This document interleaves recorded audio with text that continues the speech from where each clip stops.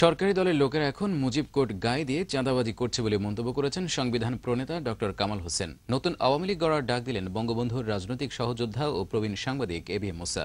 বিকেলে প্রাক্তন ছাত্রলীগ ফাউন্ডেশন আয়োজিত আলোচনায় এ মন্তব্য করেন তারা। মাহমুদ সোহেলের রিপোর্ট। জাতীয় শোক দিবসের আলোচনায় ক্ষমতাসীন দলের কড়া সমালোচনা করলেন বঙ্গবন্ধুর রাজনৈতিক সহযোদ্ধারা। তাদের অভিযোগ, এখন টাকা দিলেই আওয়ামী লীগের নমিনেশন পাওয়া যায়, এমনকি এমপি মন্ত্রীও হওয়া যায়। তাদের মতে বর্তমান ভুইফোড় নেতাদের অপকর্ম আওয়ামী লীগকে বিতর্কিত করছে। এদেরকে রাজনীতি ত্যাগ করতে বলো, এরা রাজনীতি থেকে সরে যেতে বলো।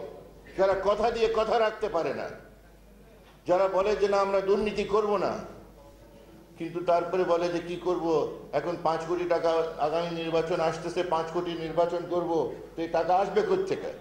বঙ্গবন্ধু যে অসমাপ্ত কাজ রেখে গেছে, ওনার অসমাপ্ত কাজ 5 কোটি টাকা নির্বাচনের মাধ্যম দিয়ে হবে না, হবে না, হবে না।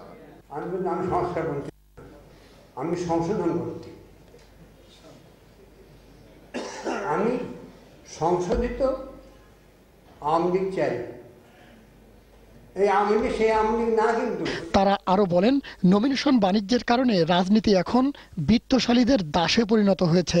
বঙ্গবন্ধুর জীবনী পড়ে তার দল, তাকে দলের নেতাকে যেরকম করে দেখি, আজকের আওয়ামী লীগ তা নয়। যখন নমিনেশন দেয় তখন কি করে? কার কত টাকা আছে, কার কত মাসেল আছে, কার কত ডান্ডা আছে, কার কত গুন্ডা আছে, কার কত হুন্ডা আছে। আমি এই সবাই দাঁড়িয়ে বলতে চাই, দুটো দল এই রকম করে সমগ্র রাজনীতি অর্থের কাছে দাস বানিয়ে দিয়েছে। আন্তর্জাতিক ক্ষেত্রে বিবাদে জড়িয়ে সরকার বিশ্ব থেকে বাংলাদেশকে বিচ্ছিন্ন করে ফেলছে বলেও মন্তব্য করেন তারা। আমরা ওয়ার্ল্ড ব্যাংকের সাথে ঝগড়া করছি, IMF এর সাথে ঝগড়া করছি, মার্কিন যুক্তরাষ্ট্রের সাথে ঝগড়া করছি। মাহমুদ সোহেল, দিগন্ত টেলিভিশন।